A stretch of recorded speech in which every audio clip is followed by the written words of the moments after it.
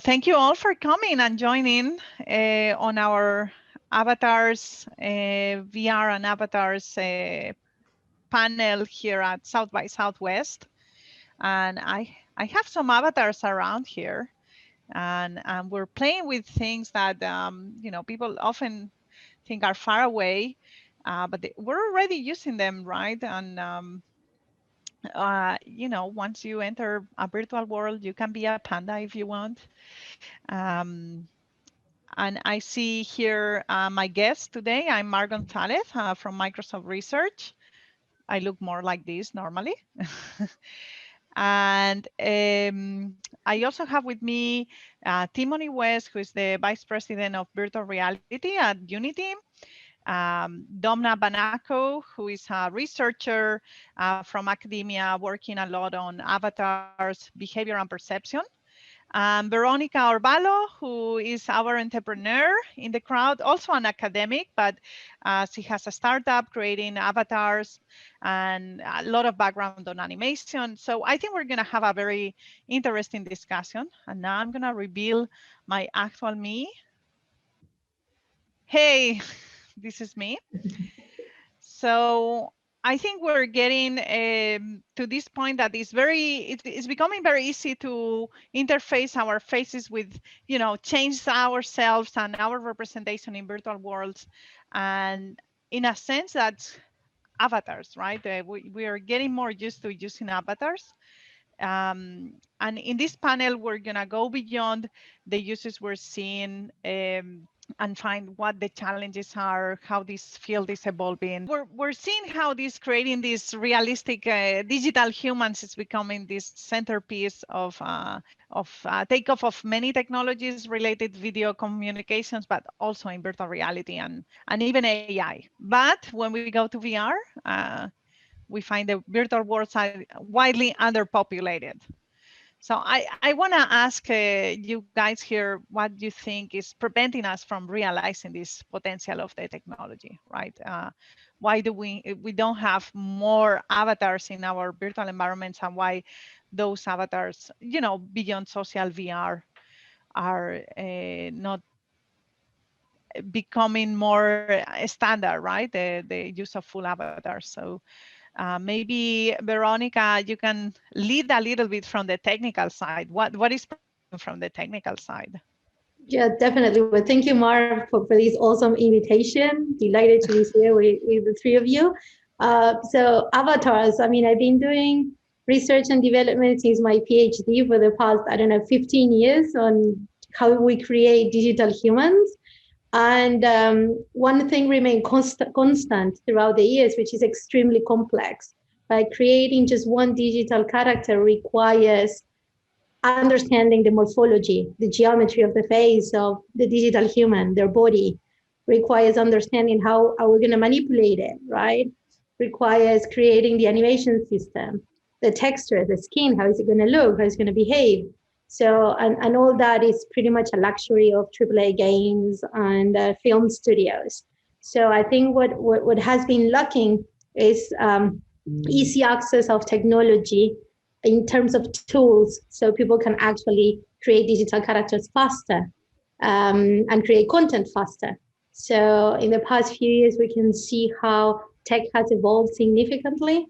Game engines have made it so much easier for creating all this technology and all these characters and the environment. So therefore, now it becomes more and more accessible. We're not there yet, but we're much Do closer. you think, because I sort of hear here you're sort of saying, hey, lack of tools, or like we need more tools, right? But I somehow many times feel like we need more sensors. Right, and so where is the balance between these two? And I want to go with Timothy, because your tool is probably the most widely used Unity for any VR, and it has a skeletal rigging embedded. It allows for a lot of avatar type of scenarios. So why do you think people are using that more? And where can we, where is the sensor missing, or like how do we merge sensor and authoring? Yeah, no, it's interesting. Like if you look at the film industry, they've sort of they've been tackling this problem for a long time, right, for production reasons.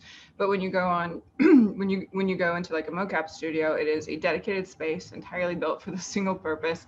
It is covered in sensors, and so are the people, right? And the way that we find devices trying to work around that nowadays is really doubling down on machine learning for camera frame analysis, right? That's the alternative. Either you have specialized hardware or you try to stick with like conventional RBG and just extract as much information as possible. And we've done pretty well with that. You know, I mean, the iPhone X did have to have a specialized camera for face tracking.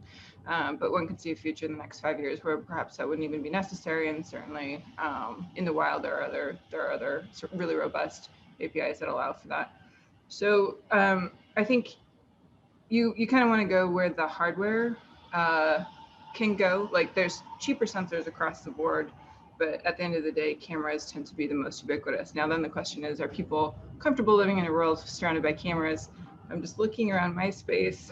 My computers are covered in cameras, but I don't have cameras everywhere else, right? So, you know, when I try to envision a world where we're truly tracked for avatars or for, you know, any purpose, just, you know, how does my house know when I wake up? You know, well, a camera would be able to tell the house, but do I really want to put cameras all over the house? And I feel like this is sort of an inflection point of practicality. At the point where it becomes more valuable to have a camera, we'll probably have it and we'll be comfortable with it. The same way, you know, we went and installed electricity 100 years ago in houses. It was worth it. It was a crazy thing to try to do. Just imagine the immensity of the installation, thinking about the installation process, and yet we did it. We did it with cable and so on. So I think it's possible. So then I guess the question is, what is the practical advantage of an avatar that would lead you to want to install this? I think also when we are seeing all these, you know, face tracking with OpenFace, OpenPose, all very computer vision based and very camera based, and I look at Domna, and right, Domna is working, and I feel like we're focusing very much on the face, but what about the body? Like avatars is not just the face, and we have the body. And how do you think? And also, right, in research, you already went and put a lot of cameras in rooms for the longest time. So it's apart from what Timony mentioned on big capture studios for video games or motion capture for animation or movies, we also have that in some research labs. So what do you think? Is it really only about the face, or do you think the body is also very important? And we're just focusing so much on the face. Yeah, so first of all, just to say that I agree, like from a technical point of view with all three of you, right? So although technology just is going to increase exponentially within the next 5 years, and will, like, at least the majority of us will have access to the technology, because now we're talking about researchers or people who work in computer graphics and computer games. It's just so easy for us to have access to a camera or to a sensor or whatever, but the average person does not, and they're not going to pay to get this right now, because you already pay a lot of money to have access to a VR system. So this is going to change, of course. And then, yes, the other thing is about what you mentioned about the face. Of course, the face is something very important. And I think it's mostly important depend on the content that you are creating, I mean, the experience that you're having. So in my opinion, it is different if you want to join with your friends, for instance, then you might have something more personal, like I want to see you, Mar, I want to interact with you. So yeah. I would much rather prefer to have your avatar see your face. Yeah, for me, sometimes the face it feels very much about others seeing you, but in reality, when you go around your real life, you barely see your face, like you interact with your body, right? And so yeah, so it's like a self-oriented or well, face is important, like when you interact with others, right? You need, for instance, if you need to know who you're talking to, but then the body comes into place again when you want to interact with others, because it just conveys so much information about what your actions are, what you want to do, what you intend to say, and so on. But that also, for me, depends on the context. It might not, it is very important on one hand, but the extent of it might depend on other parameters, let's just say. Yeah, I wonder all these experiments that you've done on bodies that don't look like us, right? You know, like a child, you had these experiments on becoming a child, published in PNAS, super famous already. And all these things that are not possible in reality, but in virtual reality, we can change our body, we can change our representation. How do you think that moves further, right? Where are we going there? And how will people really in masses adopt that type of real life, you know, I'm this person, when I go in, I'm this other person, and all of these empowered by avatars? So yeah, again, I'm going to go back to the context because it's just so powerful to change your body and just become whoever you are. But will you really choose to do that with any type of body? Or we're talking about specific applications and who uses this application and for what purpose, rather than, you know, I'm going into VR to have a chat with you and who am I choosing to be?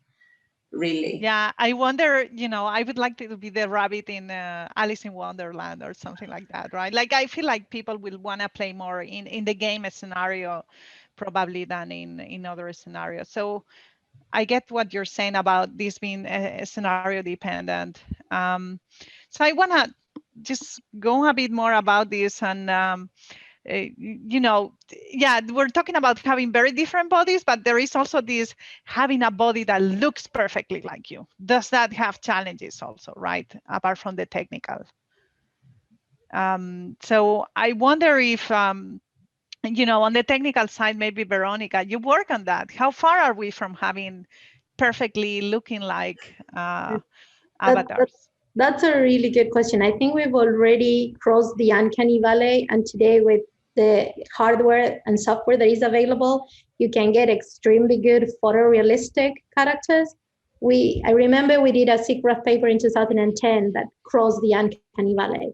And today you can do that if you have photogrammetry, right? So with photogrammetry data, and as Timoni was saying, in a very specialized studio with good cameras, good illumination, you can do that. The challenge is so are we talking about the hyper realistic here? Completely photorealistic, like super accurate, you know, digital humans. You can do that today with photogrammetry input data. So like really high quality images and photos. The challenge is how can you make that accessible for everyone that do not have access to such a studio, right? So I think the revolution will come when anyone with a mobile phone or accessing a booth on the street can just create their digital human with that accuracy. Mobile phones still have limits, you know. I feel like selfies, but you cannot compare the accuracy you can get from a selfie photo with a photogrammetry data. And there's so much you can simulate from machine learning. So the combination, it's important. So well, I feel like also the real-time factor, right? You know, we do it in 90 seconds. So in 90 seconds, we can create a digital human. So, and then animated, it could be completely real-time. Completely fully ready for animation. The difference, and answering your question in terms of how accurate it is, it depends on the input data. So we can get photogrammetry data and it will be much higher quality than a selfie or an iPhone, you know, 360 capturing. So the input, it doesn't really matter. The pipeline of what we managed to do is encapsulate the whole character creation process. So I think we're getting closer and closer every day. But then the interesting challenge is, okay, you get the digital human. What do you do with it? Is it your identity? So this is what I believe. I believe, like, you know, there's a new way that we will interface in the future, and it's going to be a combination between the digital human that you have plus the user experience, right? This is what, like, you know, humans aren't super aware of their bodies, maybe if they're professional athletes or dancers, but for the most part, we know we knock over things, our proprioception is not that great. And a lot of times when we are aware of ourselves, it's always as a reflection of a space or other people. You know, this is why we change clothes for different, you know, situations and environments. We dress up, we dress down, wear pajamas to go to bed. And so, you know, no matter how high fidelity the recording is always a historical snapshot the second it is made, right? So is that avatar appropriate for the next 5 minutes in the way it was for the previous 5 minutes? That's, you know, they will grow stale, right? And I think there is something that links a bit with that, which is this question of, you know, when we start thinking about avatars and how they are becoming more prevalent, we have them on the iPhone, right? Bitmoji is there, the Snap camera, we started the session with the, you know, playing around with some of these. Are we converging or are we diverging? Or, you know, where is this going? Because you're talking about identity, and identity is something that is clearly convergent. You have one identity, right? And it feels like we're moving around the. I'm going to push back on that. I think, again, we have different identities in different spaces, right? Like who you are online, who you are in a forum, you know, maybe it's just a slice. It's not a completely different identity. But if you've ever, you know, met someone who was super rude on Twitter and then was super friendly in real life, you know, like people just change behaviors based on context, right? So of course. Actually, speaking of that, I've been thinking the whole time about, you know, avatars are actually super common online as little 2D representations of ourselves. That is the only place I can think of where almost everyone has an avatar. People will keep the same, you know, photo of themselves for 10 years or graphic or whatever, you know, and they'll have a different handle because it was something they picked 10 years ago. And again, people might not even know your real name. They'll just know your handle. That's literally the closest we have to an external digital identity that is truly like avatar-esque. Yeah. I think that that's maybe a challenge also for people to really bridge the gap between, you know, this image and what an avatar can be, right? Like when you go to a regular person, and Domna, you know this identity work has effects, and how do you feel like how do we bring these people into understanding what an avatar can really be? Because we have been using this word already, right? And it has nothing to do with the potential inside VR or AR. Yes, so that's a big question, because like for now we only have at least from what we know from research, right? So we do have some very first clues about what changing really your identity can do, because that's what we're talking about. But we still haven't explored the full potential, and we still do not know what the limits are, if there are any limits, or what the consequences are, right? And well, I guess this is what academics are trying to do. And this is why everybody also says use that with caution in quotes, right? So is caution something that it's related to ethics in your experience? Yes, sort of, because so we've seen that when you change really your body and virtual reality, right? And this is not just changing your hairstyle or changing your clothing or anything like that. It's like really changing who you are, that you are now representing a group which you're not part of, right? Whether this is a group of a different age, of a different race, other social group, or whatever. And then based on what we've seen so far is that you tend to change your behavior, right, towards other groups, change your attitudes, both implicit and explicit. And there's also some small evidence that this can be a lasting effect. So that poses a lot of questions of the extent to which we want people to start experimenting with avatars of different types, especially when this, it's sort of, okay, when they actually relate, let's say, to our reality. You mentioned before that you would like to be the bunny from Alice in Wonderland, but I cannot tell you what this will cause you to behave like, or if there are any if it relates to anything, but because this has nothing to do really with your real life experience. So whatever we found, it's because we are already influenced by our surrounding, by the social environment we grow up and so on, right? So I cannot tell you what This you kind will of, act like there if is you're an alien. this kids book about the snitches with the stars and with snitches without the stars, and the moment they start mingling, the stars become non-important. And I feel like maybe if you don't know what to tell from somebody representing a group anymore, you cannot trust these biases. Is bias something that can be tackled by using avatars? Because I know you've been working on this for a while, and there is this idea that, oh, if you become an avatar of a different race, you could reduce your bias. Or do you think that's something that is actually possible? Yes and no. So there are some aspects of it that can change. For example, if we talk about implicit bias, but not explicit. So it's about unconscious decisions that you make about a situation or someone without explicitly taking this decision, right? So on one hand, there might be a case where it has been shown widely that, for example, being in the body or a situation, let's say, of disadvantaged people or discriminated against people, then you can increase your empathy towards this group. But there is also research where we show that although it can be used to change these such explicit behaviors in a way, right? Yes, I feel bad about this person, I do something. It does not necessarily mean that it's going to change your implicit behaviors about this group, whatever it is. And still, there is some evidence, but we still don't know nothing about it, right? It's just... Yeah, this is something that I find very interesting about VR, right? Like, it's a technology almost 50-year old since it was first introduced by Ivan Sutherland. 2 years ago, we celebrated this anniversary at SIGGRAPH with him. And then we're still investigating at the same time that it's going into the market. And, I find this super interesting moment. And I feel like this panel represents very much of people who are making this happen, right?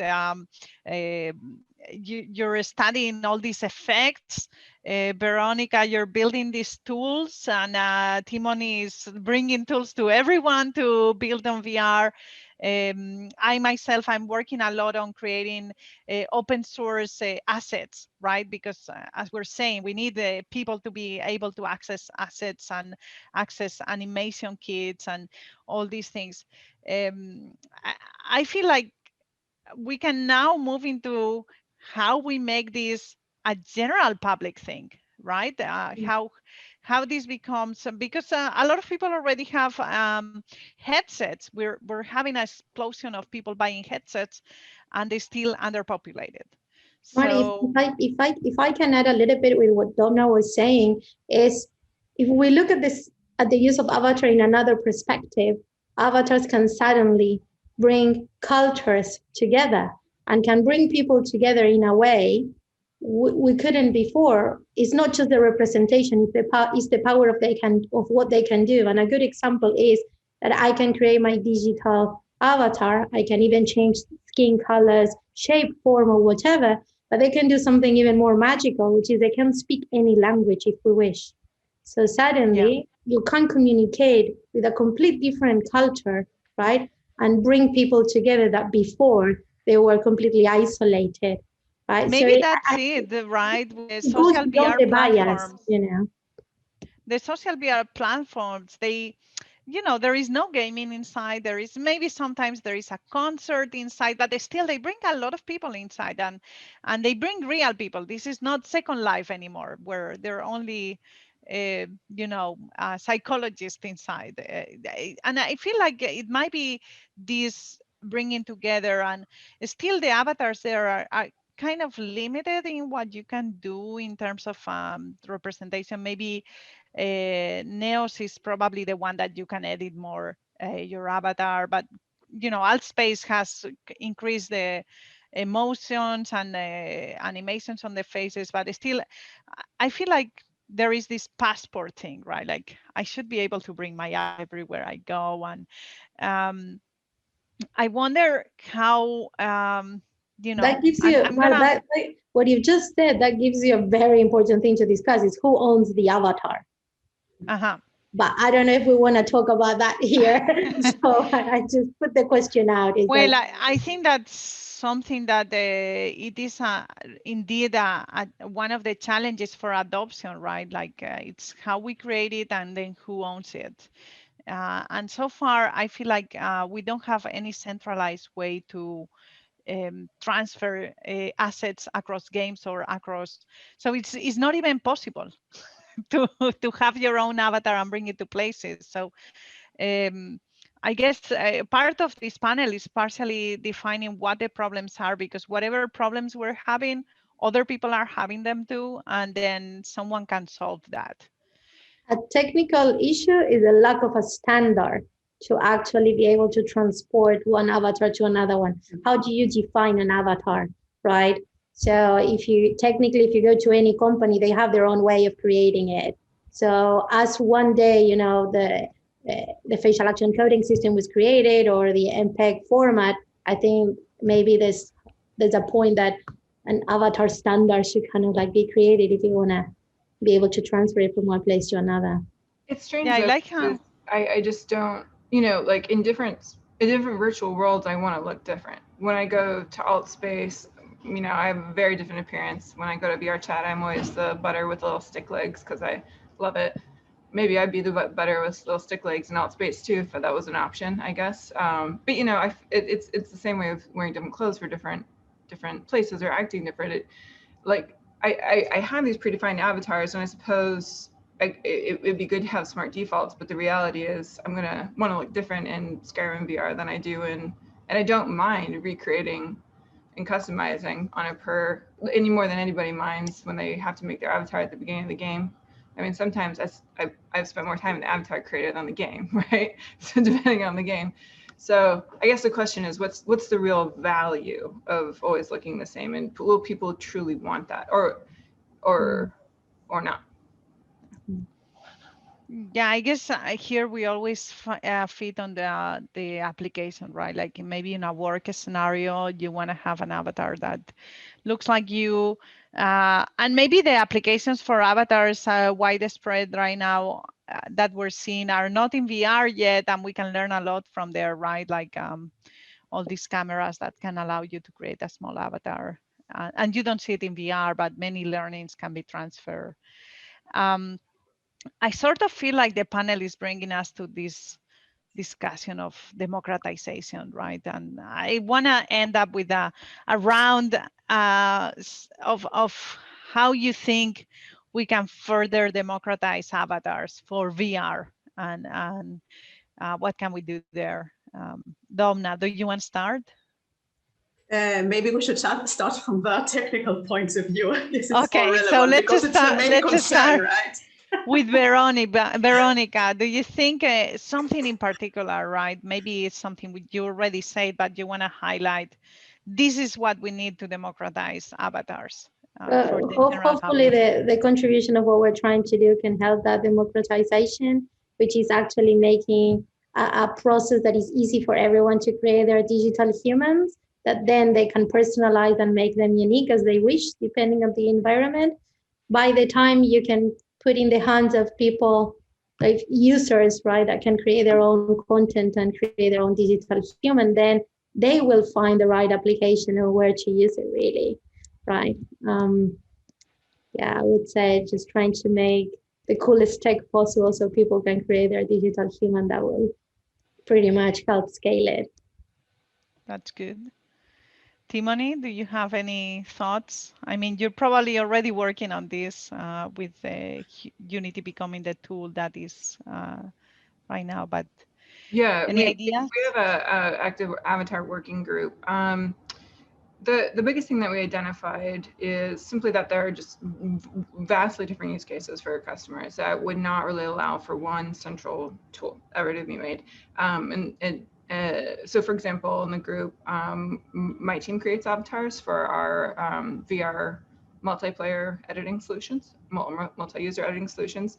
And it has some amount of customability. So it's this, pretty generic looking kind of happy face, rigged mouth, got the hands, not much else. The idea is that, we want it to feel friendly and like Unity, but we really wanted to avoid anything that was gendered, anything that might make you uncomfortable, anything that might trigger like dysmorphia, right? So just as generic as possible, really staying on that really far end of the generic human.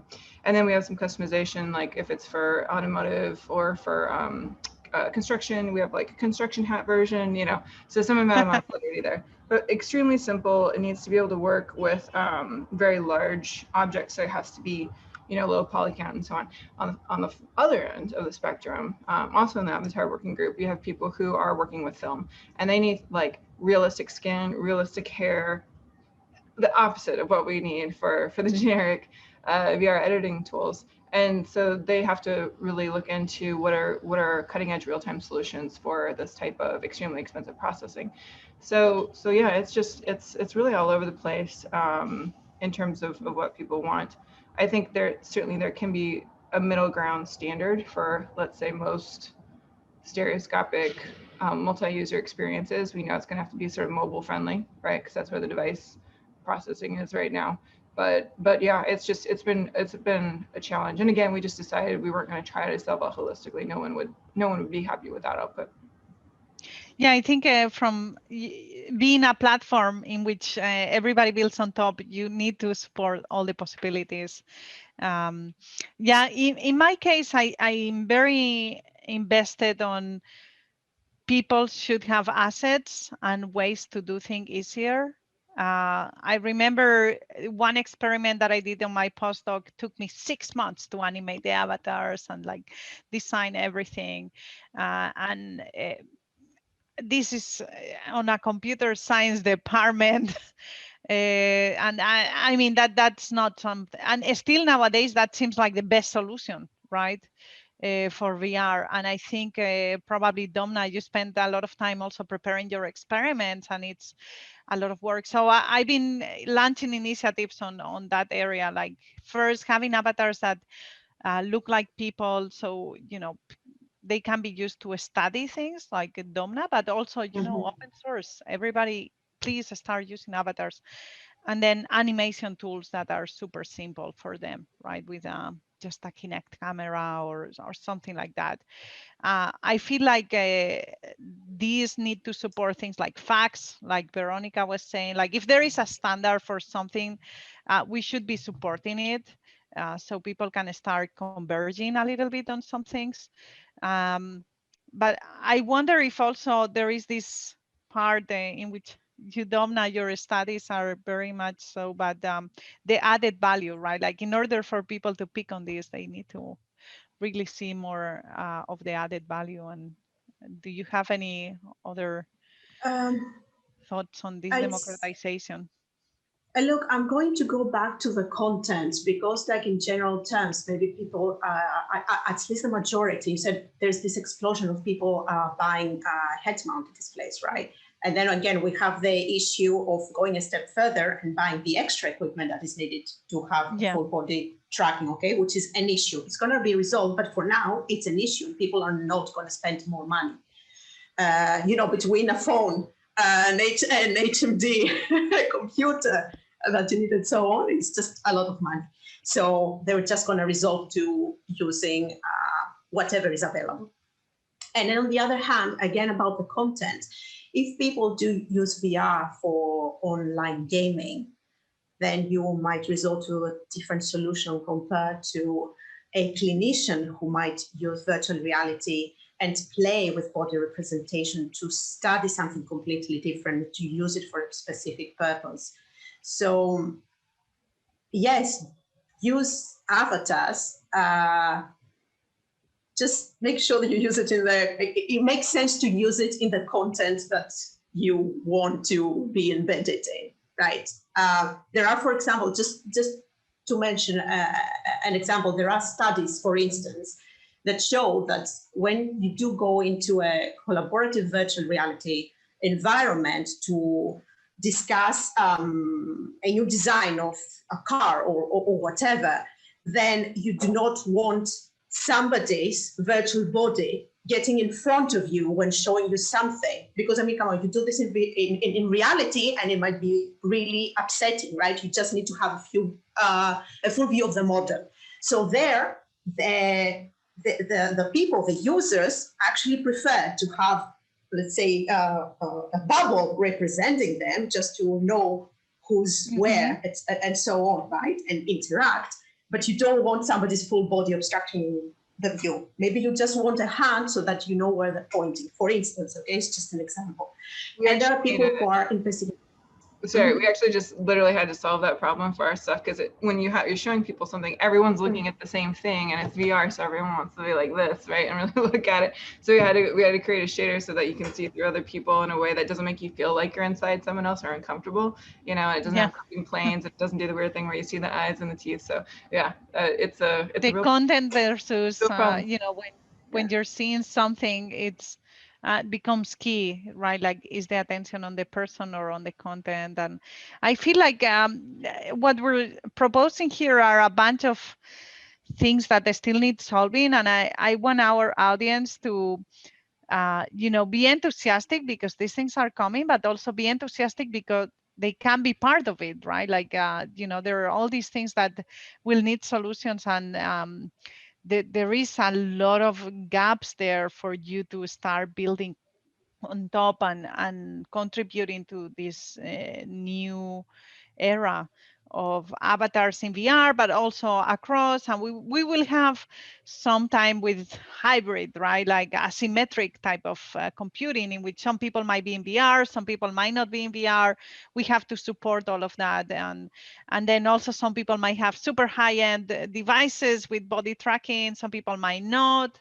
Even the newest VR headsets are like so much better than the, you know, whoever tried a cardboard type of device, please, and became really like, oh, this is not for me, please rethink it, try it again, right? Like it's so much better now. And yeah, I think that's kind of the wrap up of today.